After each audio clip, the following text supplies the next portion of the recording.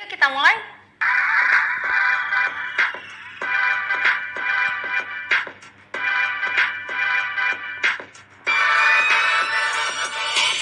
Penerimaan perbekalan farmasi adalah tahap 3 dalam pengadaan perbekalan farmasi setelah perencanaan dan pengadaan. Penerimaan juga salah satu proses penting loh, berupa kegiatan untuk memastikan kesesuaian jenis, spesifikasi, mutu, waktu penyerahan, dan harga yang tertera dalam suatu kontrak atau surat pesanan dengan kondisi fisik saat diterima. Nah, tadi sudah disebutkan bahwa salah satu tujuan dari penerimaan adalah untuk menjamin kesesuaian. Maka ada beberapa hal yang perlu dicek. Apa aja? Yuk kita lihat. Proses penerimaan perbekalan farmasi ada standar operasional prosedurnya loh. Nah, standar operasional prosedur dari penerimaan perbekalan farmasi yaitu 1. Periksa keabsahan faktur meliputi nama, alamat pedagang besar farmasi atau PBF, serta tanda tangan serta cap dari PBF tersebut. Lalu yang kedua, memeriksa kesesuaian faktur dengan surat pesanan. Yang ketiga, mencocokkan faktur dengan obat yang datang meliputi jenis dan jumlah serta nomor batch dari sediaan tersebut.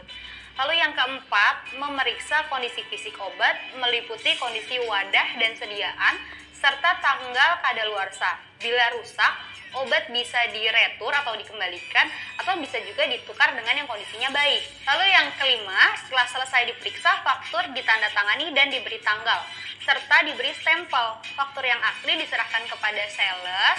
Nah, yang kopinya itu disimpan di sarana kefarmasian sebagai arsip. Faktur atau tagihan adalah sebuah perincian pengiriman barang yang mencatat daftar barang, harga, dan hal-hal lain terkait dengan pembayaran. Hal-hal yang pertama kali kita cek ketika barang datang adalah keabsahan dari faktur, yang terdiri dari nama distributor, nama instansi tujuan pengiriman, nomor faktur, dan tanda tangan, serta cap dari PBF tersebut. Yang kedua, yaitu memeriksa kesesuaian perbekalan farmasi yang datang dengan surat pesanan. Nah, kenapa sih harus dicocokkan antara perbekalan farmasi yang datang dengan surat pesanan? Jumlah dan jenis barang yang dipesan yang ada dalam surat pesanan itu sudah melalui proses perencanaan. Apabila barang yang datang tidak sesuai dengan surat pesanan, maka akan terjadi beberapa masalah. Nah, misal ada penolakan jika barang yang datang kurang. Lalu jika barang yang datang berlebih, bisa terjadi naiknya nilai stok yang berakibat kepada naiknya modal kerja.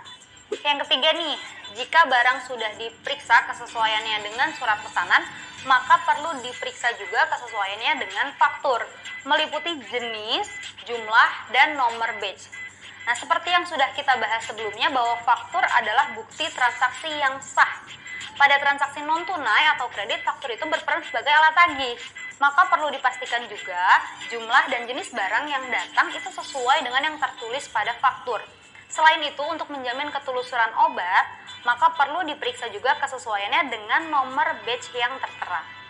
Yang keempat adalah memeriksa kondisi fisik. Apa aja sih yang wajib diperiksa? Nah, yang pertama adalah asli atau palsu. Keaslian perbekalan farmasi juga harus dipastikan. Selain berkaitan dengan hukum, perbekalan farmasi yang tidak asli bisa jadi tidak berefek kepada penggunanya atau bahkan membahayakan. Pastikan hanya membeli perbekalan farmasi dari pedagang besar farmasi yang resmi. Yang kedua, tidak rusak. Setelah kesesuaian jenis dan jumlah perbekalan farmasi dengan dokumen pendukungnya dan aspek legalnya, perlu dipastikan bahwa perbekalan farmasi yang datang baik atau rusak, meliputi kondisi wadah dan sediaannya. Perbekalan farmasi yang dalam kondisi baik dapat diterima. Nah, perbekalan farmasi yang dalam kondisi rusak dapat ditukar atau dikembalikan atau diretur. Yang ketiga, pastikan tidak kadaluarsa. Jangan lupa untuk menelaah kadaluarsa dari perbekalan farmasi yang datang ya. Nah, pastikan setiap perbekalan farmasi tidak kadaluarsa atau tidak kadaluarsa dalam waktu dekat. Kecuali perbekalan farmasi tersebut bisa dipastikan habis sebelum masa kadaluarsanya. Perbekalan farmasi yang kadaluarsa dalam masa simpan akan menjadi kerugian dari sarana kefarmasian tersebut. Seperti produk farmasi yang rusak, perbekalan farmasi yang kadaluarsa atau kadaluarsa dalam waktu dekat dapat ditukar atau diretur ke pedagang besar farmasi. Lalu terakhir, setelah selesai diperiksa, faktur ditandatangani dan diberi tanggal serta distempel. Faktur yang asli diserahkan kepada sales atau pedagang besar farmasi yang kopinya itu disimpan di apotek sebagai arsip. Nah, secara garis besar kegiatan yang dilakukan saat penerimaan perbekalan farmasi yaitu pastikan kesesuaian dengan dokumen pendukung seperti surat pesanan dan faktur. Lalu kedua, pastikan keadaan perbekalan farmasi tersebut baik atau rusak, kadaluarsa atau tidak. Nah, setelah itu kita buat laporan serah terima dengan menandatangani dan menyetempel faktur sebagai bukti bahwa barang diterima. Jangan lupa untuk kopi fakturnya diarsipkan. Setelah itu barang yang diterima bisa menjadi stok dari sarana kefarmasian tersebut. Ada hal lain nih yang perlu diperhatikan dalam proses penerimaan. 1.